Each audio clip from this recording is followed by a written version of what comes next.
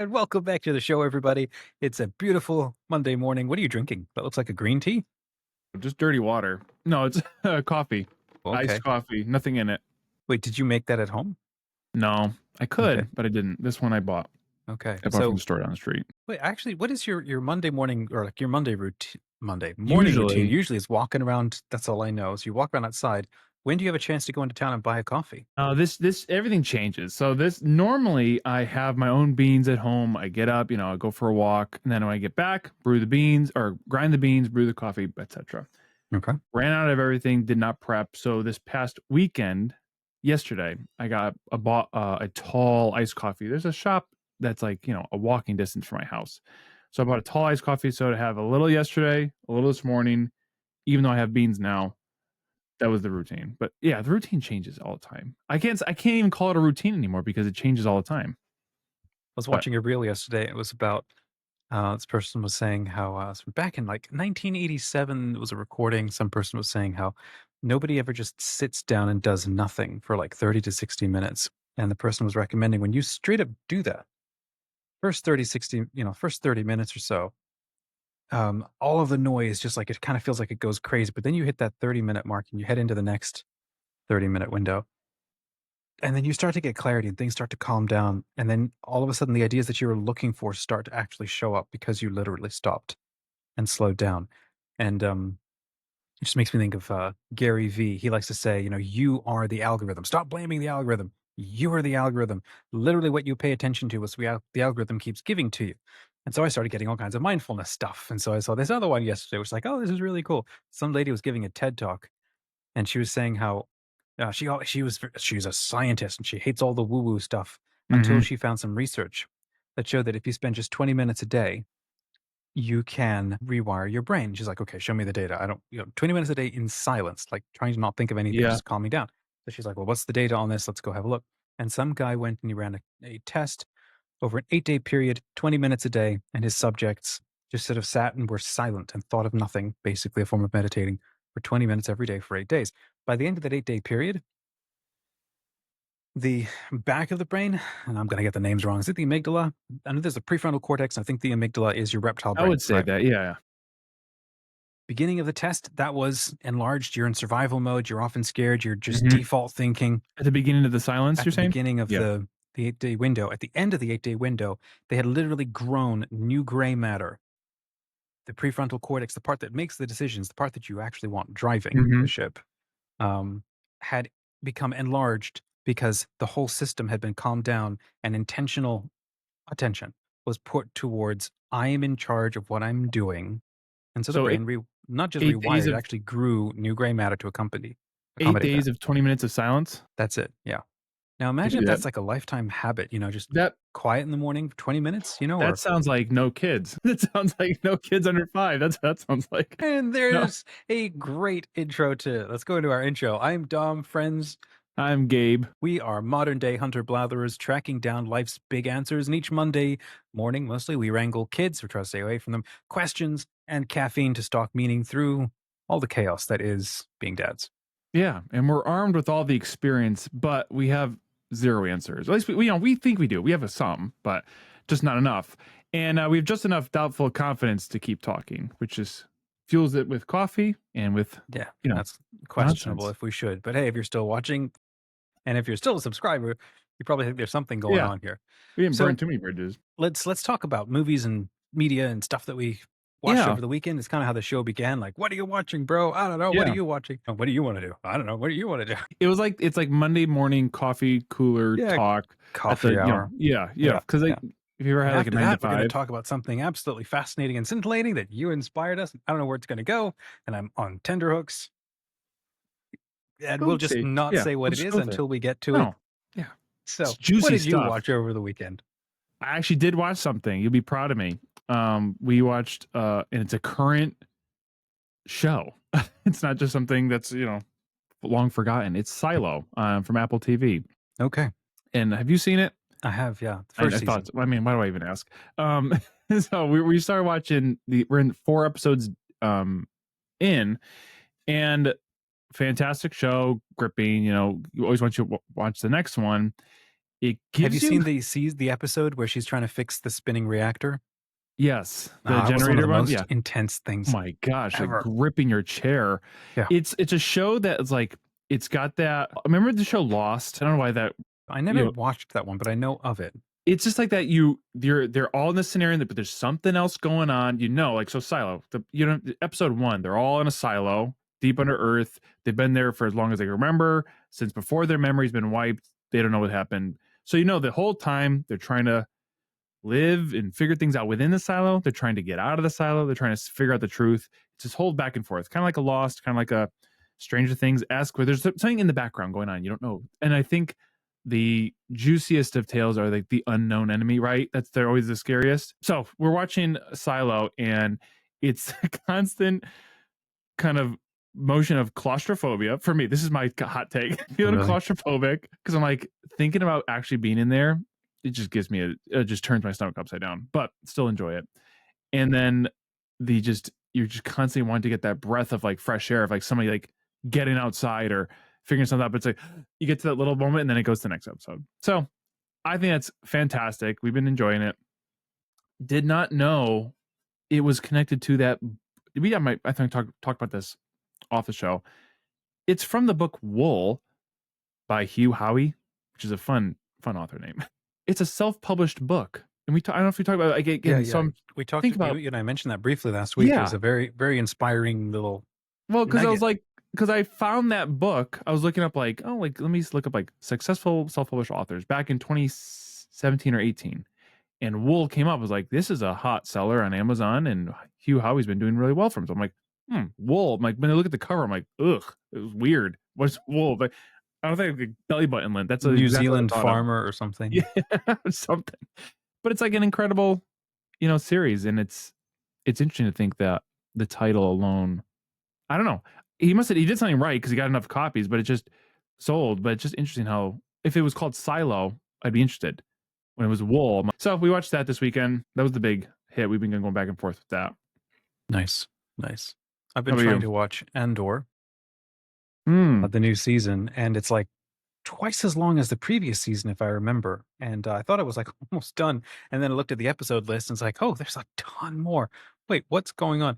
It's still, I think, one of the best Star Wars shows that I've seen. It's just, cool. it drags a bit. Um, I don't know. It just feels like it drags a bit, and I'm not exactly sure why. I have a bit of a hard time when Yeah, I'm watching a show and I'll notice, or I will see an overuse of a set because that just tells me you're just trying to do too much and you don't have a big enough budget to really make an immersive big world and so on. And then the other thing is when you overuse a set for too many situations, yeah. Get and then stale. it just feels like a low budget situation. Yeah. And so the world just keeps Which breaking is for me. interesting though, because there's some like I'm thinking about movies that can use the same set. We've talked about this before, like Breakfast Club, same setting, or 12 Angry 12 Men, Angry and Men. it stays great. But it's funny how sometimes it could use the same setting. You're like, this is boring. This is Especially stale. when it's because I don't know, it's like when you do it and you pretend like it's bigger than it actually is, That's what it is. as It, opposed to just straight it up owning mismatched the fact that it's expectations. Yeah, yeah. Like you say, we're in the middle of this city on planet Gorman, and all you actually see are it's a what cafe. looks like recycled streets from all the other series, and then Yeah, one gorgeous plaza that's yeah, ringed with all the restaurants and all the hotels and that's and it. the government facilities that you need, and they all let out on this same central plaza. And it's like, How okay, convenient.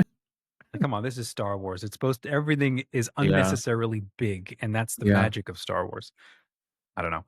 I get So that. There's a misalignment of expect because that's such a big epic world. And when you find those little nooks and crannies that you kind of break the fourth wall and see into like the smallness of it, you're like, okay, like you need it to be epic and grand. I That's think interesting. it just at least for that series. But I mean, apart from that, the characters are awesome. Um, the storyline is good. I saw somebody commenting on like Facebook or something, on because I follow a bunch of Star Wars groups, and they said how the why this show is powerful is because it's like this is what everybody has to deal with when you don't have Jedi around. So Oh, the okay. might of the I'm Empire not and all of into it. this, Okay. and how hard life is, and that's why Luke was just catapulted into um, the success and the fame that he did was Mm, because this universe can't hold together when you're under the thumb of the Sith, gotcha. who are driving everything and stuff. So See, I really do like Star Wars, and I can see myself getting really into it, but I like so many things The pros and cons of liking so many things is you enjoy a lot, but you don't ever get, like, fully into one because you're like, "This is really cool," then you see another, "Oh, that's really cool." And, like, this weekend was a good example of that, like, we've recently talked about I'm getting into, like, trading cards and collections and all my spare change that I, don't really have, but I've been using towards, buying collectibles and stuff. So I went to the store, bought, like, the, collectible, GI Joes from my childhood, bought cards, went to a flea market and picked up, like, baseball cards, been researching all about baseball cards, what does well, what doesn't. So I there you go, like, there's another avenue, like, I just pour into. That's very typical of me to find something and just go hog wild into it. So I'm going back to Star Wars is one area that I've kind of like, for some reason, the reins have been held back and I haven't gone into it. Like, I dipped my toe in the water and we were shopping once and I had a cart full of all the stuff I wanted to get. I had 4 Star Wars books. I had a Star Wars like encyclopedia. My wife was like, "What are you doing?" I'm like, "I'm just gonna get into Star Wars." She's like, "Can you like go a little bit and then work your way in?" So I think I've held the throttle back on that one, but it seems really cool. That's fun. I had a new story idea that emerged over the weekend. Yeah, this was one of those weekends where there's like a story idea that wants to be paid attention to, and I'm terrified to do it because I can tell this is going to create a massive new storytelling world. I don't know that I want to get into that. I don't have the energy to do that. But heck, and this is a really cool storytelling world. And so I tried to go on like distract myself by reading novels, by reading a Star Wars novel, tried Mm, reading a fantasy novel, tried watching Andor. There's another show called 100 Blows or 1,000 Blows or something, which is set turn of the century London or 18th century London. And so far it's pretty cool. Just couldn't keep my attention on anything. And I can tell I am not only constipated by creativity, I think that's a phrase that makes a lot of sense to me. That's one. Literally, if the creativity doesn't come out, if I don't do creative things, it sours and goes weird and I become insufferable. And so I mhm. apologize in advance and retrospectively for my behavior, Yeah. as long as you've known me. Yes. And then two, I can't focus on anything because the Mhm. energy, it's like it knows we're not doing the right thing. And so Yeah. therefore I can literally feel every 90 seconds, my attention goes, this is going to make me happier. And this is going Yes. to make me happier. Yep. And so this morning I was just taking a walk and I got like 4 laps the neighborhood, which was like about over an hour. And I was kind of surprised by the end of it to have thought of absolutely nothing. Usually after the first lap, it's like my Yeah. brain is going, Yep. but I've been unable to get walks for a couple of days now. And at the end of the whole hour, just like I'm just Nothing, right? calmer, I think, and I Which can is think of beneficial. nothing. I'm Yeah. just tired, but Exhausted. just need to get it out of my system. So anyhow, what's the Yeah. idea? I was grabbed by the idea of something like the Epic of King Arthur, but you retell it in a Star Wars style. You retell it in space. And so why? It's like, well, why not? Lightsabers with Well, knights, why not? please, right? Why not? So I was messing around with it, sitting with it, and realized that there's actually a theme or a message here that I had never paid attention to, and all of a sudden was making way too much sense. So I went back and I reread an outliner for the original stories and stuff, and was surprised at how this idea of like, so there's Merlin and there's Arthur, and they create the round table, and they're going out and they're trying to reorganize and restructure the whole world and bring order and peace to it. And then all of these fairy and magical things start poking at them from the edges and demanding their attention and walking right into the court and challenging everybody to think differently about how Camelot is constituted. And so King Arthur and everybody's like, we're trying to create like strong walls and everybody follows the order of the king and the Roman peace or whatever. Maybe not that, but so I was in studying that, I was just realizing, wait, what's so interesting about this is what if all of these magical beings, like not the Green Knight? Yeah, the Green Knight and the Morrigan and Yeah. gosh, what are some of these other figures? I can't remember. There's so many. What if they're good? What if they're not bad? What if we keep thinking of them somehow as bad? But what if they're actually good things and we've got something wrong and we've misunderstood something? That was a fun point. Yeah. Yeah. And so I thought it would be interesting to explore from like a galactic point of view or something, like like a Star Wars kind of thing. What if Merlin is trying to bring back like a magical form of Jedi? But here's the problem: is we keep doing the same thing that we always love to do, which is the Empire in Star Wars and in this world. The Empire is created by mechanizing our relationship to reality so that we don't have to be in a moral relationship with reality. We can literally turn it into a robot. So, from the storytelling point of view, shaman, for example, would cultivate a relationship with a bird so that he could borrow the bird's eyesight and then fall into a trance and then use the bird as a drone. And then send that hawk or that bird, that owl, to go out and see and be his eyes. And then his spirit has traveled into that bird. So we do that with drones. So we have borrowed the genius and the magic and the energy of crystal and stone and metal and whatever, and we have made it our obedient servant. And then we use it to transmit signals and stuff back to us. But I don't have to have any sort of relationship, any sort of moral relationship to that. And so we mechanize everything. And so then you end up with like the massive first order stuff, like in Star Wars, where we'll do whatever we want because we have the machines that allow us to do whatever we want. And so Merlin and the Jedi are like, well, this is not how we are meant to interact with creation. There are gods and there are fairies and there are beings and there are, you know, spiritual and important things that constitute this whole thing. And we're supposed to cultivate a state of reverence. So he tries to bring back the Jedi. What do the Jedi do is they create Camelot, which is basically a holy version of the Empire. And that's exactly what Camelot was as well. And then you could see how all of the gods and their aspects and their Mm. holy figures poking in at the edges, going, you're trying to do something good, but you keep doing it the wrong way. And I'm Yeah. like, wait, that sounds like our modern Sounds like a human common theme, yeah. religious situation, right? Huh? And so then at the end, because I always used to grapple with the fact, why did Camelot have to fall at the end? Mm. And I used to think, oh, it's, well, the whole, Lancelot and Guinevere relationship thing. They were so high minded that they were ignoring things that you should and must never ignore, such as not just basic human instincts, but essential human, what it means to be human and how the universe actually works. And so the round table falls apart from the inside because the center couldn't hold, because it's a beautiful and intentionally good, but fake idea, or it's implemented in the wrong way. And all of the things that continue to endure, Isle of Avalon, the Great Witches, the Green Knights, these kinds of figures, they're all like forever standing there out in the wilds, and they're refusing to let something like a Camelot stand, as good as it tries to be, because it is not. It's trying to be order without reverence, in the sense of how religion is supposed to be structured. And this is one issue that a lot of us have with, let's say, churches today, is Yeah. you end up having a mechanized, abstracted, objectified order without actual internal relationship also intentionally being a part of it. And so then they end up falling apart and being riven by scandals and so on. And Camelot cannot hold.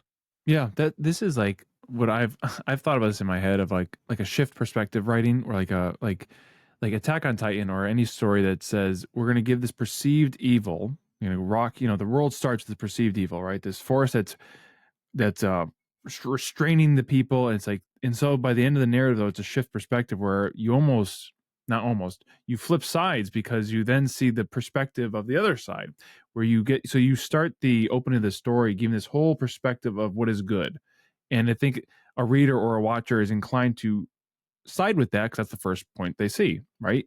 So then to have this, I like to do that, and I was thinking about doing that with, even you gave me an idea, or this story reminds me of, I was going to take battles from Vikings.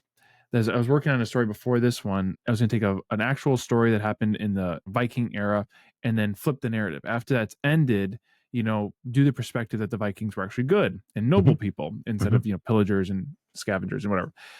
I think that's such an interesting way to go about it. And then to take it in like a space opera theme or, intergalactic, like medieval, you know, come on. I mean, this is I just looked at this as like, Dom's coffee or story hour. I love that because it's, so we should do that, have these pitches because it's such a great, like, I was thinking of doing that. Like, why am I holding all these pitches? I should just yeah. straight up share them all, If because if I never if at the write them, very maybe least, somebody yeah, will. if Yeah. at the very least they're just share like, hey, grab a chair, get your coffee, sit back, for 5 minutes. We're gonna open up this story dialogue, and if it, we log it Yep. somewhere. Yep. I've got a scene. I was walking through some outlets, and I thought this is a scene that I've been grappled with, or I've been trying to think of for, I don't know, almost 15 years. And all of a sudden, I had a new twist on. I thought, oh, this would be so cool. The idea was that, so I have a long running love affair with the Phantom Menace, because Okay. it Yep. came out when I was in Brazil with my dad, and we were traveling through Rio, and I saw all the posters, and it Wow. absolutely, we weren't allowed to watch Star Wars back then, and it absolutely fascinated me. And then when I finally did get to watch it, I think I must have been still a kid. Um, I don't even remember, maybe 14 or 16, I cannot remember. And I remember being completely enchanted. And then I got all of the concept art and I lived in the concept art of the Phantom Menace for I don't know how many long, just years and years and years. And so I wanted to retell that story, not that story, but just take that world and go back into it and live in it.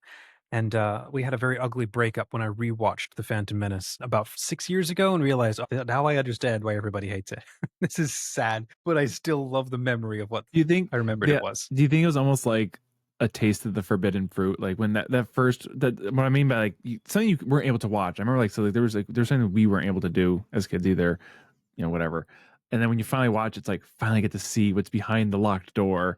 And then I was wondering if down the road you watched it again, if it still held the I mean, you still have that tie to it.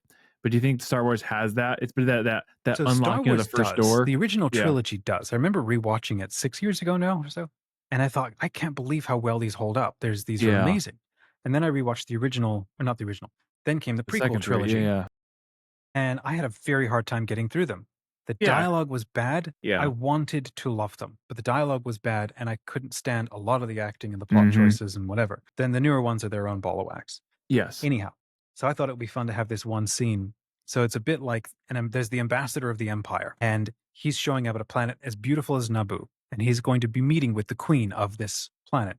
And here's his job is to sell her on or accepting the might of the imperial sort of army. So he's got big hangar bays filled with huge walkers and airplanes, and he wants to detail them all to her service, and if she refuses, then he'll just turn it all on her city because he wants to strip mine the city to get at the valuable thing that's underneath it. Actually, a bit like Gorman from the new Andor series. And I thought it would be fun if he were to meet with her, but his whole thing is that he wants to defect and he wants to put all of it actually at her service so she can fight back against the Empire and stand up, because this world is too beautiful to Mm. be destroyed and strip Yeah. mined like anything else that stands against the Empire.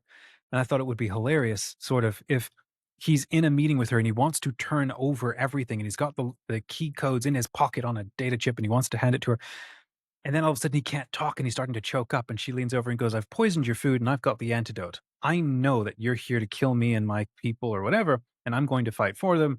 And he wants to tell her, "I want to surrender. I want to get now." Very fun scene. And she's like, "You're going to surrender to me and you're going to turn everything over to me so that we can take our fight back. You have to agree or you will die right now and I won't give you Mm. the antidote." And I thought it would be hilarious if now in his mind he's like, "I want to surrender, but now if I don't struggle and resist, she will think I am trying to double cross and lie. Yeah. So now I have to pretend to reject her A offer double and bluff, be yeah. mad." And so then I don't know how to resolve that, but it'd be such a fun situation where he is now, Also yeah. how long do I have to lie to her so that she can believe I'm trying to tell the Yeah, truth? yeah, when you have to lie to somebody believes you. I don't know where that seed goes, but I think it'll be pretty funny. I think so. I think So that's it. Yeah. Let's lay these you should lay it yeah, just we have a sequence of, like, Dom starts the story, you finish it or something. You know? Dom starts, you finish. Dom starts, that'd be funny. I thought, like, were you and I talking about the idea of a story slam where you just like pick a topic and then you just tell a string of stories and that's all you can tell? It's like, "Oh, this story reminds me of this one. Oh, this reminds me of this one." No, but that's it. No, we didn't talk about that, but that's fun. Yeah, well, we should maybe try to work that in. I was Okay, quick note before we go button ahead. this up. Go ahead. What do you think I was just, hopefully this is quick. What do you think about, like, co-writing something? I'm not saying with me, just in the idea of it. Like, I won't I take it saw personally. It's okay. I still like you. don't touch my stuff. No. Yeah, like, I don't know, I saw a book that was co-written, and then I saw this group of authors, there was, like, 5 of them. I don't know, this randomly and you made me think of it, I don't know why, probably just from string of storytelling. I don't understand how that actually works in practice. Like, if somebody, like do you just, like, say, "I'll write these chapters, you write those chapters," or do you just work on them together? I don't know. I think so. I don't know enough and I've never done it. Here's what I've Yeah, learned. I was gonna ask if you've done it before. Yeah, no, I haven't done it. Seems like a '60s I've thing, done '70s. projects like with my brothers where we would sort of brainstorm stuff together, but then one Yeah, person would end up brainstorm. Yeah, actually that's what doing I the writing. okay, I understand that. So I talked with one guy on the Legend Fiction channel. His name was Tom. I don't remember his last name anymore. And he's the one who introduced me to the idea of, what was it, 50 books to, or 20 books to 50K, I think it's called, which is a whole movement of authors out there. And the whole goal is you just write 20 books as fast as possible. You got to make sure they're good. Yeah. But if you can Just put utter garbage, yeah. but frankly, the bar is so low, it's still on the floor Yeah, because yeah. the Just people who are get it done, winning get it are done. frankly not putting out really good stuff, and people are buying it and desperate for good, for more from the same author. Excuse me. Basically, the idea is once you get 20 books, there is a very strong chance you'll be making about 50K a year just from the passive sales Wow. because now you have enough to keep selling. Self-published? Self-published. So that conversation's on the YouTube channel, 20 and books. it's so fascinating to me. So I wanted to ask him, well, how are you doing this? And he said, yeah, my two. I need to check in with him actually. He said two of my sons they ran some kind of a law firm or no, some kind of a plumber thing. I can't remember. Okay. Those are very different. I know. Yeah, a plumber They lawn firm. quit that to go Yeah. into this idea full time, and so did he. I think he's now maybe retired. And so the three of them are trying to do this thing, and they started a little printing press or imprint for themselves, Really? and they were just pumping out the novels. And they'd partnered with somebody to help them win awards and get this thing marketed and stuff like that. And that was like a year ago that I last chatted with them, so I'm sure they're farther along. Depending on how you structure it, you can get a book done every 3 months, right? You If you do could, about a for thousand sure. to 3,000 words a day, then that's Mhm. about 3 months. Okay, so they then talked about co-writing, and I asked, "How does that work?" Because Yeah, I'm yeah. very precious about all of my stuff, Yeah, and whatever. I grew up Christian, so Yeah, and so he said what he would do is he was actually looking for people to help him co-write his books, and the idea was he would come up with the storyline, he would yeah. outline the scenes, Yeah. and then he would hand it off to somebody else who liked the idea that they vibed and Mhm. they both loved the world and stuff. And then he would Yeah. have one person, all right, you now take my notes, you understand my characters, the scenes, the flavor, like whatever, and now you go and write the first draft. And then Okay, that first alright. draft is sent back to you, and then you go So through it's and just you edit it. yeah. And Okay. so it's a bit like a ghost writer. That's what I was thinking. More of like one's the main line, and then you kinda collaborate on different elements Yeah. in But editing. the Okay. nice thing about this process, and it actually really intrigued me, is that it's like when I go to work for somebody else, it is so Mhm. much easier to do the work or to craft the thing because I know that the parameters have been defined and I can't True. ideate outside of them. Yep. And it is so much easier to create within those parameters. Whereas when it's within my own novel, it's like I decide where the starting line Yeah, is and where so the finish line is. And so it yeah. just keeps There's going no on walls, forever. you keep pushing the wall, it doesn't matter, Yeah. it's your own wall you put Yeah. up. Okay. So it was very Alright. intriguing to me as I'd be interested maybe in something like that. It'd be kind of cool to Alright, take fine. somebody else's idea and like Yeah, that sounds good. workshop that. And then like a month later or something, you get a few chapters in like a couple of times a week or something, and then you're then in an That would be editing interesting. mode. Yeah, to make it better, to make sure that it's adhering to kind of what you were thinking of. And then his idea was, yeah, you then partner up with a couple of different writers. And Yeah. so it's like your name and then they sort of Yeah, start to get a that's what I saw. byline. Yeah, well, I literally saw this they're called one individual thing, but there are 5 authors all under one pen name. Well, that's really interesting That's what I idea. was yeah, that was my joke of the, like, this, like, monogamous or whatever. I see. Sorry, folks. So, okay, so I try that came up for this weekend, I was looking at it, I'm like, "I wonder what Dom thinks about that." I loosely wanted to see, like, or if you ever It's did kind of a it. cool idea. Yeah, alright. Food for thought. Yeah. Okay. So you had something fascinating and funny that you want to talk about. And Yeah. why did it come up? So This take it is away. very pertinent. Mm. No, so this is, Very for impertinent, did you say? yeah, or I said pertinent, but it's probably impertinent. Um, for the folks who have been listening to us and enjoying, you say, what do Dom and Gabe think about other things? Where does their, You know you're out there, opinions friends. You know you're asking this question. It's like Sunday night and you're just wondering. wonder what Dom and Gabe are thinking about today? Do our opinions have no bounds? And I think they don't. I think we could talk about anything. And so I Yeah, said, because let's we have no push it. answers. So No. So with just no stories. answers, there's plenty of opinions. Yeah. So I figured let's go through, we have a bunch of random topics that the world has to offer. That could be serious, shallow, deep, and let's just hit number one, Lava. right? Right? No, I'm kidding. That seemed really quick. Did you have some thoughts on lava? No. We It could was do just another topic. being random. Yeah. So So you the want to talk about go ahead. Yeah. today's topic is very serious to my Yeah. heart. It's Okay. grocery stores. They, there's got to be opinions on grocery stores. They're Grocery stores. yeah, they're How utility random. services. I like lava better. So I've got an icing sugar story about grocery stores. So we'll get into that. So keep going Yes. with yours. No, it was I did a randomizer list of randomized topics. I said, take our transcripts, give us something. What are random topics that Dom and Gay can talk about, give hot takes on? And the top one was grocery stores. So I That's said, fun. So we didn't prep anything. We just no prep. No, threw this the is word out, and now the we got whims to of make AI, up the next half hour of this episode and see where it goes. which is plenty of material. I mean, grocery stores, everybody's gone to them. That was my first job, was working at a grocery store. Really? Yeah, it was a cashier. It was my both my one of my favorite jobs and one of my least favorite jobs. I genuinely did like being a cash register. I sat there, opened my mouth, put money in it. I liked being a cashier. I loved, talking with people, trying to be this jolly little part of their day and say hi.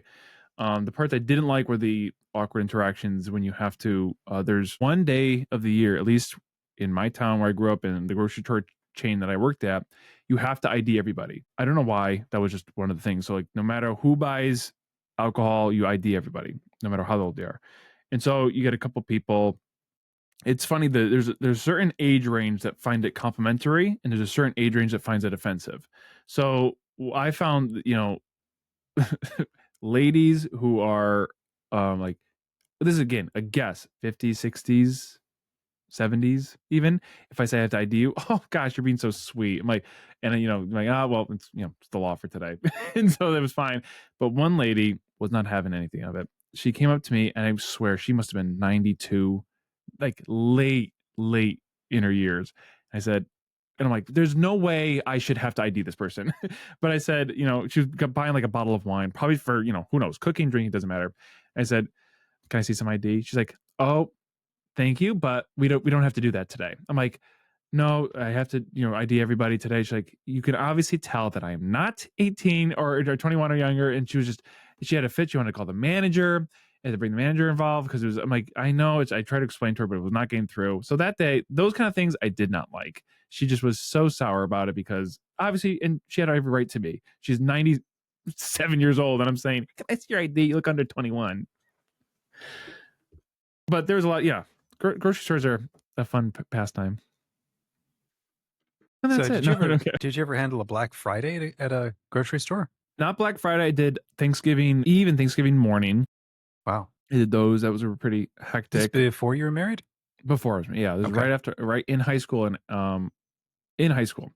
And I did like the quote unquote graveyard shift at late night. And it's funny how there's a dip in people grocery shopping. So you see, like, 5, 6 o'clock, people are grocery shopping, dips, 7, 8, whatever.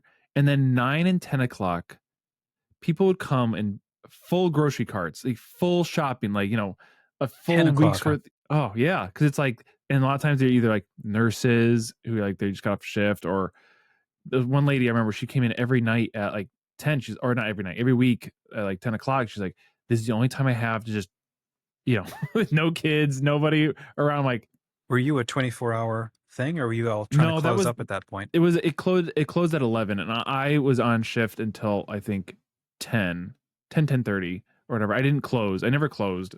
I think I was just too young or something. But yeah, it's amazing that people that come in and what they Did you buy ever too. watch Superstore? No, but Oh, I you think of the, should. I Okay. know. There are few cringe comedies that, one, I think are good because I'm a snob, and that I actually enjoy. So The Office, the American version of The Office, is one. That was Yep, awesome. of course. Superstore was largely good. Does it have the same vibe as The Office? Like that kind of like Yeah, but it's set in a Walmart, situational? basically. Okay. Is And it like an interview style, or is it like no, it's more like, um what do you call whatever? it? There's stories. Yeah, okay. It's like a big long story of like a slice of life of like 50 Each different grocery store. kinds Yeah. of people, and they're all absolutely insane and dysfunctional and trying Perfect. to, have a blessed day to Which is about everybody. right. And, Yeah. and it's all of the different ideologies and political factions, and they're all in there, and it's hilarious. A bit like Parks and Rec. Okay. So that's one that I have not yet seen. Or The Good Place. Do you ever watch The Good Place?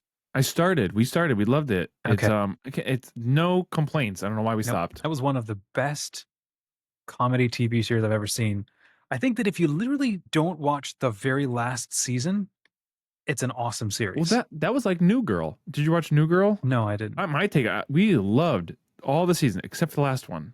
It was like because they unfortunately made such a beautiful ending to the second to last season. I don't remember let's say there's 6 seasons. So the fifth season ended so well, gave you all the juice, gave you everything you wanted, and then like the sixth is like, like the epilogue. It's just like, oh, and then they went to like so it's like at the end of the book. Sometimes I skip if it's oh, honest. I skip it because it's like I already got all the meat. It's just like I don't want to see like and then they live happy ever after. The kids grew up, and it's like all like the nonsense of like it is nice to see it all polished up. But so the last season just felt like that of like there's nothing more to like want.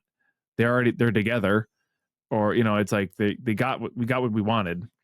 Interesting. So is that like a good place? So you get what you want by the end of the, Well, or is it just not at the end good? of Good Place, like um, it's not always. It's I don't know. That's a whole conversation, I guess. It's not clear to me that they maybe knew where they were going, or they just got an extra season made, or it was always intentional. That's yeah. If it was intentional, then the Shame on that. idea of the show, I think, ended well. I think with the whatever the season before the last season was. Okay. Anyhow, that's another conversation. So grocery stores. So you and I have been on either sides of the cash register. I've not been on your side. Bought a lot of stuff. I'm alive, as you can see. So okay, well, here's one little story. I remember being like, I must have been 6 years old, I think. And in New Zealand, because that's where I was born, it's where we grew up. Two things that I absolutely loved Wild. about grocery stores. My mom would take me sometimes. I remember the one time she didn't want to go with anybody. She wanted time alone. I am sure of it. And I remember so badly wanting to go with my mom because these grocery stores had these two wonderful things that I always loved. And I Mm-hmm. remember crying snot out my nose and tear down my face, and I'm grabbing my belt, my jacket, my shoes, and I decide, F it, I'm going with her. And I ran out that front door and I climbed into the car and she decided, fine, I'll just take him. And so Yeah. brought my shoes. Not And worth so the she's like, hassle. okay, I didn't have to get out of the car. So at least he was responsible about this stuff. And so she took me in. And of course, don't ask for anything. And so you find these nice little ways to not ask for anything and still get things. They used to have a big basket right outside the bakery. And there were little rolls, bread rolls. And there was a sign free for kids. And every kid could take one. It was the best. You just sit there Like in the medieval France. you just sit there in that cart and you just pull out all the guts of the bread and then you very Yeah. slowly eat the rind all the way down. Huh.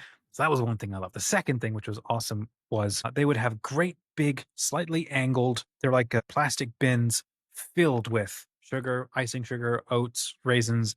And these things were massive, like great big trash bins with clear plastic lids and then the label on it. So of course, what I loved doing was like popping over the one, leaning halfway in, so only my two little legs are like, wiggling out.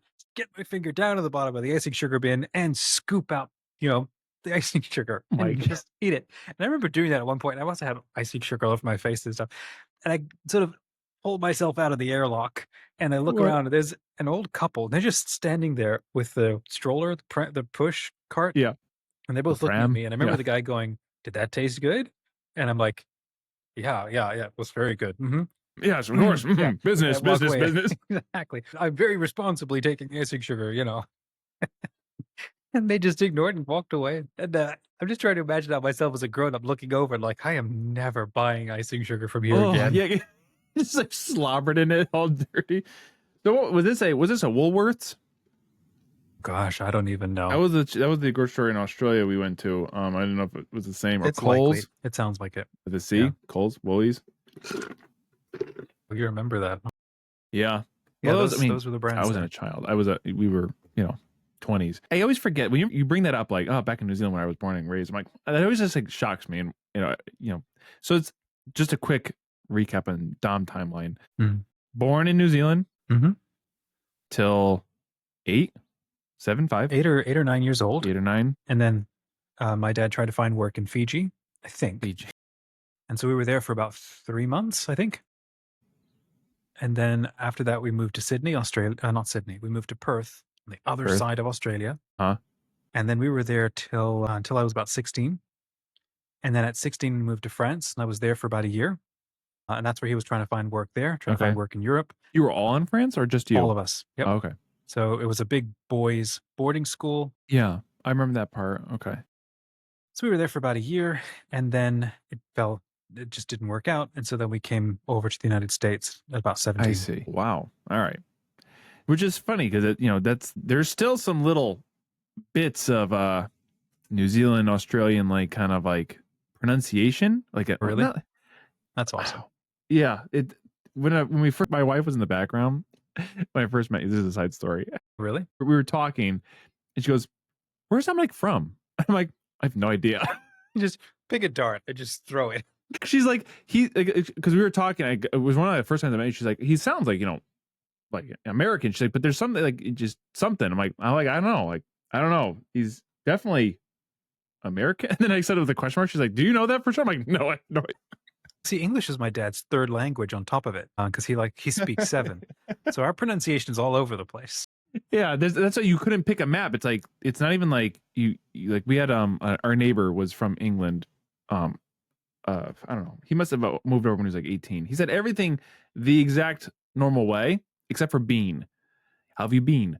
And so I was like, that's the only thing that picked up. But like for you, there's not a single like thing. It's just kind of like the rounding of the word. I don't know. It's Well, that's very cool. I thought I'd lost a bunch of it. So no, let's go it's with still hot there. takes on grocery stores. So since you've worked Yeah, on the inside, yeah. let's go with a positive and a negative for each of us, I guess. Great uh bakery stuff. Like you said, mentioned, like bakery stuff. 9 out of 10. Just like cookies, croissants, cakes. A lot of times, like grocery stores have good cakes. Like our Yeah. stop, like Stop and Shops. Okay. Shockingly, Stop and Shops have great cakes. Great and or a good like fried chicken. Not great. The things that sit under like the warmers, soups, stews. That's what I do. I was buying gas the other day and I was watching those hot dogs rolling and they just looked like little Did I dead tell you what? things turning in their graves. If you ever try one, because I don't know why I was desperate enough to try one. It instantly made my stomach sick. And then I went another time, I got gas station pizza. I'm like, oh, that's pretty neutral. I can't like go grab a pizza. I was expelling this is how graphic liquids and stuff from every end and orifice for like a whole 2 days. So I Yeah. don't think there was only It's one like, how gas does Han station. Solo stand You the know, cantina, with yeah. every different species bringing all their bacteria in there? So yeah, grocery stores, like the warmer section, I'm always very hesitant of like soups, stews, and like dairy things. I don't know why. So like but like the bakery, usually always good. The fried chicken, because it's always wrapped up in the little baggies, like or the boxes. That's always safe. Um, but yeah, the soups. I've had a couple of bad soups. Yeah, we buy pretty exclusively from Air Whole One. Foods. Okay. Did From what? you ever hear of Air One? No. Like Air One's like I think it's an LA brand, and it's like everybody's like making fun of because it's like insanely expensive for no reason. Like a Really? loaf of bread's like $30. It's spelled like EREWHON. Oh, Erewhon, so nowhere We right. backwards. Oh, I remember that being a well, brand reason, but I don't know why they picked it. the W and the H are flipped. But yeah, other than that, Okay, you're right. exactly. I think I looked that up. It was like a Japanese started brand for some reason or another. But yeah, anyways, so do you like Whole Foods? Like I was gonna say, there's a Yeah, lot of that good at Whole Foods, we but shop pretty exclusively yeah, there. That's where my wife has a very specific diet, so we get that's chicken right. from there. And then I will usually get food for myself and my daughter at Aldi, Aldi's great. and we'll get like whole chickens, and I'll usually just spatchcock that, Mm-hmm. butterfly the chicken, roast it, and then I'll get like 3 good meals out of that sometimes. But the number of times that we've got chicken from there, and I'll get a whiff of slightly sour, chicken that's gone off, and then I'll try Yeah. to find it. Where is that? And then I can't, and then I'll cook it, and then we get sick for 2 days afterwards. Meat It's from never worth it. we grew up. My parents shopped at Aldi too, and there's funny because like there's different experiences of Aldi. Some Mhm. experience of Aldi is like, great, market friendly, Mhm. clean. The Aldi near us was cheap and that's it. So like meat was not an option. Depending on the side of town you shop, one is trashed and one is mint. It really is. And I remember going to the one thing I took from Aldi was like that the cashiers got to sit. And they sit and which is so Mhm. why not, right? But the grocery store I worked at, we weren't allowed to sit. And that's one thing I didn't like. What game are we playing? Like we know they're just doing a Yeah. job, Yeah. but there's like some sort of like that's like that old school like you just stand to be presentable and you know rep the brand. I don't mind sitting though. Man. What do You you know what I think don't. about grocery stores like I don't know if they're gonna take off or not. Amazon keeps testing them, I think, but they're the ones where they just have cameras everywhere, and then you hook up your card, Yeah. and you just take it off the shelf, and you just walk out, and it just auto debits you. I did that for the first time Yeah, in an airport yeah. on the way back. It was a little thing and, like, you just walk it was an oh, I don't know if it was Amazon. You walk in, grab whatever you want, and you leave. And it's the oddest feeling experience. There's one person there just watching to make sure, it people don't get confused. One lady was like, she's the one lady's at defeat the whole purpose of the whole thing. She walks in, she goes, she takes it, asks like, how much does it cost? She's like, oh, the price is right there. She's like, do I have to pay you? No, no. There's signs everywhere, giving all the instructions. She's like, okay. And then at the end, she's taking our money. She's like, no, no, man, you've already paid for it. She's like, no, I didn't. He's like, yes. Remember when you scanned your phone? So like, it's a very like for people who are not aware of what they're doing, it's very confusing. But it was very odd. I took my kids with me. We were coming back from Florida, and they were like, "Aren't you gonna pay for that?" I'm like, "I already did." She's like, "You just took it off the shelf." I'm like, "No, we paid for it." And I don't Pay know. for everything in this life. It's a weird feeling. You kind of just Yeah. walk in and walk out. But What do you think of that as, like, the future of shopping? Because 'Cause I'm looking at all these self-checkout aisles, and it's like you fire half the people to have self-checkout aisles, and you got one poor person running ragged trying to keep up with everybody's complaints. yeah, the thing is, I like self checkout aisles.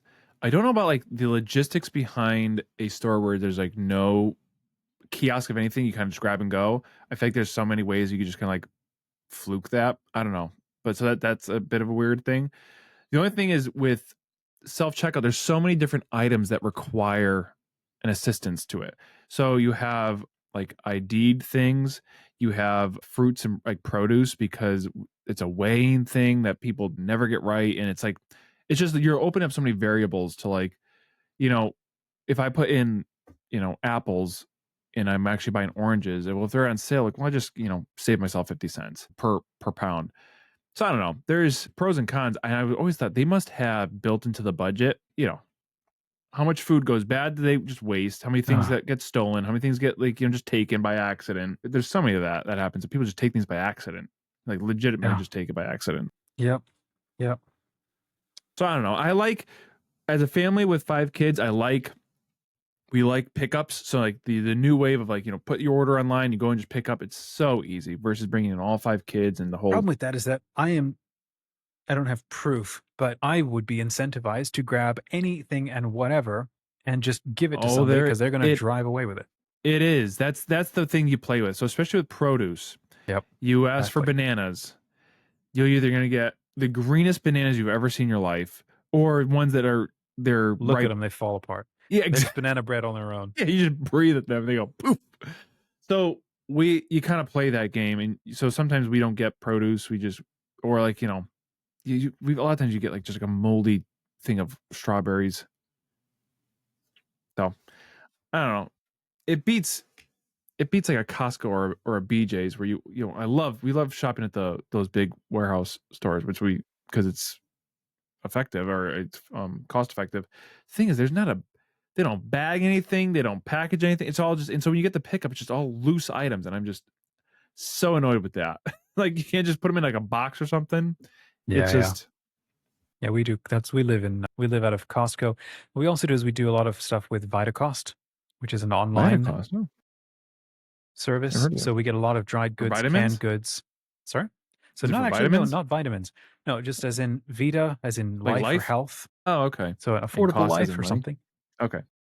So we'll get like, crackers and jams and chips and rice and stuff like that from there. So we actually don't eat a lot of greens in this family. We'll get like maybe one thing of lettuce. It'll last all month, if that. But no, we're mostly very pastas and meats. Nice. As much protein as we can get, basically. But Yeah. so the thing you mentioned there about grocery stores, talking about like hot takes and stuff, and I'm interested to keep asking you about like what you think might be the future of grocery stores. Okay, because that's where we've come, and I think that we lost something really important by putting a big box store in between us and especially local food that is Yeah. locally grown. I don't have enough confidence and experience to walk down to any farmer's market. I remember being as a kid, once a couple of times a week, or no, sorry, a couple of times a month, my dad would go, or maybe it was once a month. in Australia, he would go to this massive farmer's market. All I remember Mhm. was like there were a million Indians from India, Yeah. Yep. and they're standing around pyramids and piles of poorly boxed fruit, and it's everywhere. And it's like walking through Mumbai in this Overwhelming. Yeah. massive hangar that extended forever. And my dad seemed to know everybody because he was like, whatever. And you like slip a guy, a few extra bucks and you haggle him and you get this big, Mhm. massive. I've never seen so much fruit ever. This is where everybody would go once I don't know, whenever. And because there's 8 of us kids, it would bring You back need a these ton. massive amounts Yeah. of vegetables and fruit and so on, and then my mom would be, like, bleaching and Cloroxing or trying to wash all the wax off all the fruit and stuff and then store it, and so we had, tons of fruit that we were always eating. Well, I think that experience is probably in the back of my mind, plus all of the wasted food that just ends up being trashed or thrown out, or all of the things that we have to then do to food to keep it to last long enough so that you can sell it. So I saw a reel about cheese and the difference between cheese in Europe and cheese in America. And this guy was talking about how cheese is marketed and how it's sold to you here compared to over there. And he's like, every time somebody pulls cheese out of or goes to sell cheese, they're almost always pulling it out of the fridge, out of a wrapper, something like this. And he's like, that's very, very intentional because here in America, we like our food dead. You're literally pulling your cheese out of the equivalent of a morgue. You don't want it alive. You want to make sure it Yeah. stays dead. Whereas in Europe, that thing is warm and breathing and it's sitting on the countertop in sunlight. The French want their cheese alive. Yeah, yeah. You They want want it it right, because baby. it's Yeah. full of all of the right, I don't know, prebiotics and probiotics and the right kind of Yeah. bacteria. And you want all of that because you want all of that in you. And so you then have to ask yourself a question. We all came from that. What Mhm. happened such that we decide I want my food out of a morgue Yeah. Well, and it's frozen and like, for whatever I think, hot take opinions, I think it just helps, to get such mass distribution, you kind of have to kill it in, pasteurize the heck and the good out of exactly. everything. 'Cause and then there's the once we have that in our minds, I remember, like, eggs. So here's a good topic right now. We always, refrigerate the eggs because you buy them from the refrigerator, you at the store, but, now we have chickens of our own, they're on the counter, and Right. they stay They don't they're need to be refrigerated. unwashed. Yeah, So we get them from the coop unwashed, and you leave them on the counter until you're ready to cook them. Then you rinse them off because they're, poop and that's dirt right. and feathers on But them. there's But like you a thin film there around the is outside of the shell. that protects it, but, you're only washing it so when you crack it, you don't get any of the dirt and stuff into it. That's really all Right. it is. But and then even in Australia, I remember there was a lot of people that kept their, I would say, milk. It was a certain type of unpasteurized milk on the counter. So again, once you get past that, like, now it's so culturally common to refrigerate things, it's as odd. So it's thing about the French. Leaving it out, it's like, even though it's still good for you, you're like, oh, like, that just seems odd to me because it should be refrigerated. So I think if we got past that, but then you have to think about the future of, like, food. You have to get back to ways that it could be sustainable and cost effective to have these local farms be able to produce this. Because right now, like, I want to get raw milk. It's like $8 or $10 a gallon. Like, I can't do that for, 5 kids, and because we drink a lot of milk. To do that, we'd have to have our own cow because that's an insane amount of, money for that. Um, but I think we could, there's one element, like buying produce. And it's like the buying experience, even though, like, there's so many things that it's so easy to buy online and you don't have to see a single person. There's so many times where that buying experience still goes back to the way of face to face, brick and mortar, because that it's a one outlet of human experience that's like that connection point. And even though, like, that's why, like, even working at a grocery store, even though there's self checkout aisles and all that stuff, like, people still want to go to a cashier because it's just that one little moment of, like, I'm talking with somebody again, versus. So I think there's still these ways Now, keep half pulling of back. humanity will argue with you, like more of the introverts will argue and say, heck no, I don't I want to know. talk to anybody. We invented self checkout for I a reason. agree. I agree. But I think there's a certain turning point that even introverts, again, this is my take on it. Even introverts, there's a certain point where Want to you be actively ignored by somebody just to know that there's another person there. exactly. Well, let's say not in that area. There's some way they're going to try and push and get that human interaction in the way that fits I know. them. It doesn't have to be Yeah. in a grocery store, but I yeah. was going to the post office I don't know, a month ago now, and I was really tired and I was headachy or something, and the lady behind the thing was, like, frowning, and she's, checking out buying the stamps or, whatever, getting me my stamps. And so I just thought I'd ask, "Hard day?" And that was it. And then she didn't shut up. Yes, and then the Yeah, you ball popped the game this top. afternoon, and my kid's doing this thing, and I just wanna be there, and, and I'm just it just didn't she just kept right on going. She was so happy that somebody noticed a little Yeah. something about her day. It's like, "I'm gonna do that again." I didn't have to say anything. It's, yeah, sounds hard. Uh-huh, uh-huh," Mhm. And, Yeah. and then we just weren't just, like, feeling weird, just, like, pretending not to see each other and just, like, Yeah, stare at, exactly. nothing. That's all people need sometimes, someone just to pop the cork. It's like, they're just waiting for somebody. So And I'm now she very probably had a better intrigued at the day. idea for like grocery stores. And I think more specifically, when we say grocery stores, we are talking about food. So food related stuff. I'm very Yes. interested about a future where I know there's a couple of things that I think are important. I think eating local and eating seasonal, I think Mhm. is very important. Yeah, for I sure. think we evolved that way. I think it's healthy, for this to happen. Absolutely. I think that I think it's going to continue to be more economic and it's going to be healthier for food to have food not only grown locally but then just shipped or trucked in, from more immediately local things. And so all of these big companies that did create very smart systems to try to feed millions and millions of people because they can make billions and billions of profit. I think that there's going to be a benefit to all of the tech that we now have empowering little people, the little lair Mm. farmers, to Yeah. be able to create and grow a lot more. I had a conversation, I think it's over on my channel. I was talking with a guy who wanted to get into farming. He loved farming. So I wanted to ask him if it's possible, like at some point, imagine a company like Tesla decided, or not to like Tesla, a company decided we're going to create the Tesla like tech for homegrown farming. And so it's going to come with a little kit and it's going to come with a little AI box meter to teach you the easiest way for you to grow like whatever it is in anything. Because for most of us, the learning curve is just too high. And we don't Yeah. have any of the mentors and the old farmers like hang around in and I've got like half an acre of grass and I could just turn that into a riot of mint and Yeah. sweet potato and like whatever. Tons of stuff. And so having AI be able to track, well, you live in this part of the hemisphere, you have this much sunlight, these are the seeds that you have, here's how you should plant them, you should be aware of Mhm. these particular bugs at these particular times based on this Yeah. area, all of which is way more than I That'd could be ever nice. know. Gosh. So to then be able to like within a single generation create a revival of like local homegrown farming, Yeah. to cut down on a metric ton of costs, to cut down on all of the waste.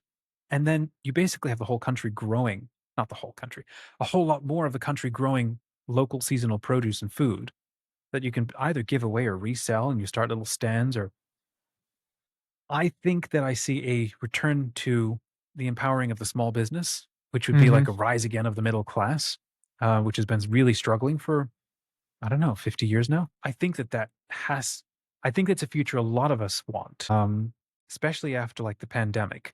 And Yeah. we lost so much Yeah. agency and so much confidence. That changed a lot of things. The desire to be assimilated into a society that was. The only thing I don't know about is, like, the ripple effect going into, like, a city to say, because like, how do you make a system for food in, like, it's like New York City, 8 million people all condensed on an island. How do you make a system where local food can come in that doesn't detract from the areas that it would be served? Like, that's the only thing, like, when you think of, like, cities, I don't know. I don't have the, solution. Other than the, a million acres in Iowa that helps plant, food for New York, you kind of need to offset it to fill these. I wonder if you have like there's stuff like I just don't know enough about any of this. So here's me with No, no answers, right? this is good Um, stuff though. there's like areas of Detroit, for example, that are completely wild. There's Yeah, bears running around in them, if I remember right. Um, and then makes after I sense. remember the photos from the pandemic of how absolutely silent New York was. Everybody went Yeah, so many people went remote. There's so many neighborhoods with garbage homes in them that were built purely to flip a profit, not last a year, and yeah, the homes make people sick. I could so see, and especially as we now are heading into this demographic winter. just not enough kids over the next Yeah. generation. I could so see a lot of neighborhoods being cleared out, plowed under, and turned back into either wild spaces or Or farming spaces. even, like, in New York City, they did, like, something called, like, the High Line. I think it's called the High Line, where they took the old, train tracks and turned into, like, a walking, park. So it'd be cool, Well, like, that's a connection interesting. of yeah, it's Yeah. actually and I've been on it, it's really nice. If they took a collection of buildings and, like, leveled the top and, like, had, like, these, sky farms, that'd be kinda cool too Wow. to see that. Imagine like disused parking garages They actually turning have into vertical yeah. I think New York has it in farms. the one of the not the Chelsea Piers. I think there's a spot down in New York City, they do have one farm. It's, like, at the top of a building, it's, like, I think almost like an acre worth of Wow. land. But if they did that Wow. across the city, that'd be kinda cool, other than, the top skyscrapers, but, like, if they did collections of buildings, I don't know how you could do that. I don't know how, like, how deep you can go, how Well, big of that's a where I crop you think can make. this project, right, called The Line over in Arabia, That's right, yeah, that's where insane. the sense that I get from it, it's a bit like a 15-minute walking city, except it's Yeah, like 20 miles of like straight walking city. But within a 15-minute, I think, bike ride, you get everything that you need to everything you live and need. survive, and then that's just chained all the way down Yep, for every little and, community. like, sequenced, and it keeps going, right? Yeah. So, I'm like, really intrigued by the lessons that can be I learned from that. I think that there are also new cities that are being built from scratch they're being yeah, crafted as smart cities. So yeah.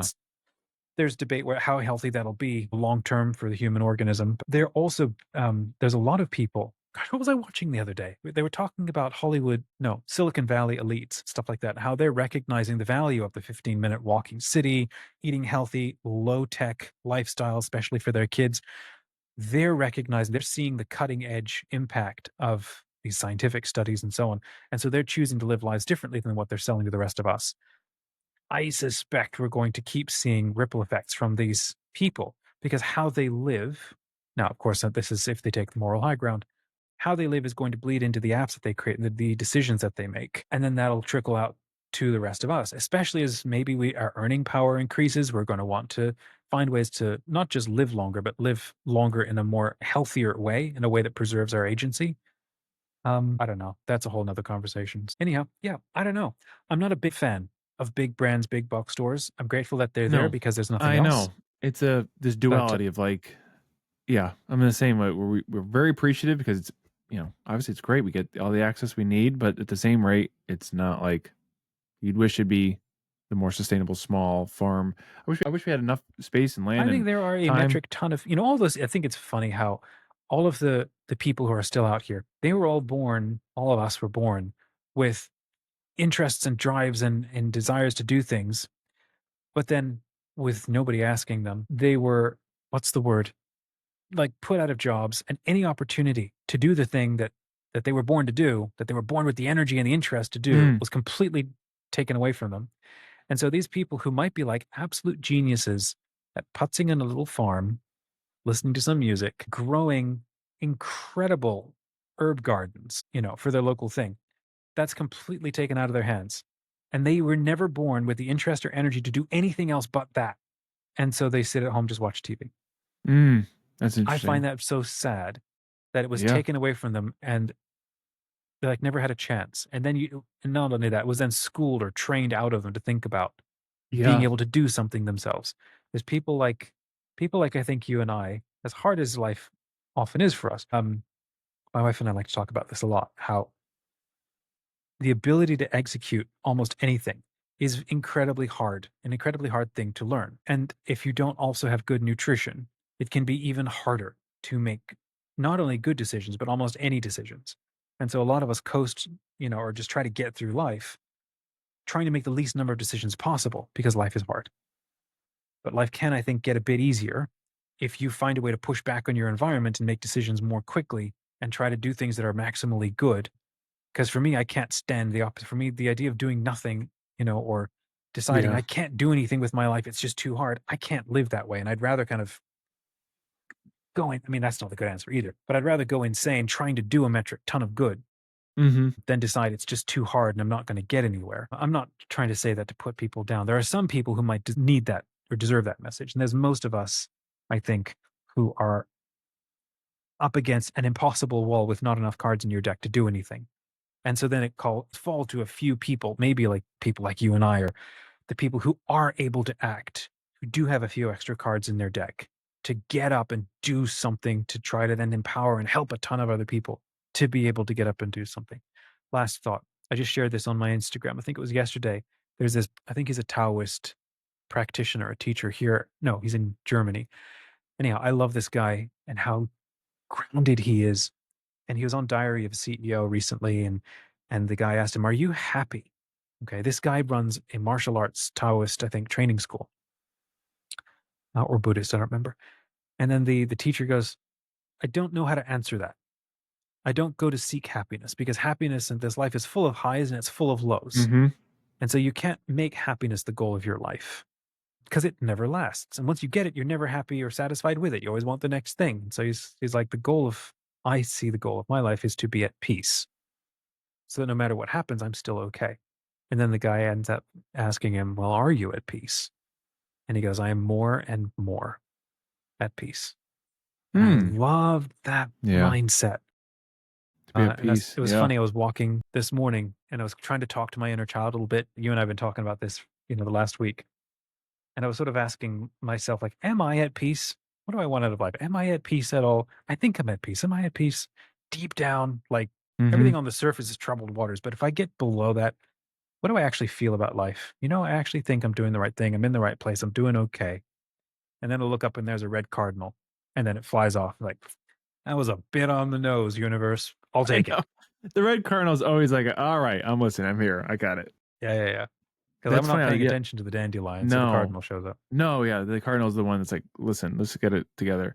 But yeah, speaking about the inner child, that's what I was doing this weekend. It's funny recognizing, like, I feel like whenever this is, as far as my understanding is that an exploration is of now, whenever you're frustrated or stressed or disturbed in some way, the thing I've seen or I'm trying to think of is like it's most likely your inner child being upset. So like, something happened this weekend or this past week, and I'm kind of was affected by it, stressed, blah, blah, blah.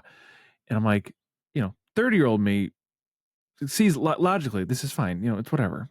This is, all the facts are there, but still there's this turning. And it was like this yesterday, last night, right before bed. I'm like sitting, I'm like, what is going on? I'm like, let me listen intently to what that little kid is saying. And sure enough, as clear as day, he's saying, I'm scared. What if I don't do well enough? It's like all these things. I'm like, oh, well, hello. And it was, to kind of like, so the verse I've been reading, we've talked about this before, is Mark 1:11, 11:1. Gosh, I should know. I've read, but it's, you are my beloved son with whom I well pleased. And I feel like last night, as I was laying in bed, it was like, I'm about, 5 minutes from sleeping. I was like, I was praying and, finishing out the day. So let me just like, talk with God. Let me pray. And I felt like this is the first time it was like God said, again, this is a feeling of it, the thought I had. God said, let me not talk to you right now. Let me talk to little Gabe. That verse is saying, I think you got to get that concept. Let me talk to little Gabe.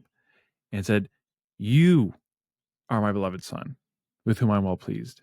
You don't have to try anymore. You don't have to try and, prove something anymore. And I think so that concept I've been really trying to run with. And turns out it's actually, a practice called interfamily systems. It's a therapeutic process that you do. Really? Yeah. I was talking with, a friend of ours, Chris, and he was saying like that actually has a name for that. It's called internal family systems or interfamily systems, IFS. And it's that process where, we're this person as people, we just, we're a child and then we grow, adolescence. And it's all these just shells and layers on top of this core being, which starts around 6, 7, 8 years old. And so a lot of your movements of life, these shifts and balances, a lot of times, given off this system, it's that core being of yourself, that small, instinctual, childlike feeling that's built that worldview that you have to then talk to. So yeah, this is, that could lead into, another hour's worth of Yeah, that's conversation, interesting. but yeah, So I get most of my wisdom from Instagram. It just shows up like confetti, and then you're like, "Wait, that was really it cool," does. and then the feed Little sprinkles here refreshes. and there. Yeah. I know it's annoying. They were The talking feed about refreshes. just yesterday. We're talking about the difference between two major psychological fathers, I think, of our century, and one being Freud, and I think the other one was Adler, whom I'd not heard Okay. of. Yep. That's hierarchy of needs, right? No, that's Is that Maslow. Adler? Yeah, Sorry. Adler's somebody else that I'd not really heard of, and so they were describing the now I think that the reel was a bit biased, but the Freud approach was to ground a lot of your adult decision making and formation based on the traumas and the experiences that you have as a child, and so Mhm. you're sort of locked into that. You're living out of it, and so the reel was saying that this then leads into an industry of therapy that never actually tries to heal you, just keeps taking your money and just keeps you sitting on a couch talking forever and Mm. not actually doing anything. I don't know how accurate that is or not. There's something The there, yeah. therapist was called Adler, and his whole thing was like, that may be true, probably is, but what is also true is your belief systems, how you integrate your experiences, what you choose to do with your life, and how you transcend all of your limitations. That is just as valuable, if not maybe more, than what you endured or experienced as a child. And Mm. I don't know Okay. enough really to even maybe be doing a good job of summarizing that, but I thought it was I think the answer might actually be in both. I Yeah, think that's what I was gonna your say. starting point is always going Definitely to be both. a thing, and that's going to affect how well you integrate things like beliefs and experiences. But at the same time, there's a point at which we're not perpetual victims. Mm. Yep. We can internalize that kind of dialogue, and I think it's so easy to do, especially when you're feeling weak and exhausted Mhm. and underfed and the world's against you. And at that moment, it's like, well, then you have to now decide who you're going to be and what you're going to do with that, and that's the hard part. That's the I think that's what a grown up, that's what an adult does. Anyhow, so we didn't really talk too much about grocery stores, but oh well, That's why it was that was so kind of the good, like, point. any topic, if even it's grocery stores, can lead to talking about Yeah, start with food and in Freud. psychoanalysis analysis. Yeah, exactly. That's the beauty of it. So, friends, if any of this was helpful, go ahead and say hi in the comments and drop a thumbs up. Shout outs, I can't remember their names, to our delightful fans who have been sort of following along the journey and maybe having some fun with us. If you have thoughts or recommendations for things that we should talk about next time or questions, whatever, drop them in the comments. We'd love to bring them up and see what kind of a mess we can make of them. Yeah, see what topics we can yeah, anything you care about that we could just totally mess up.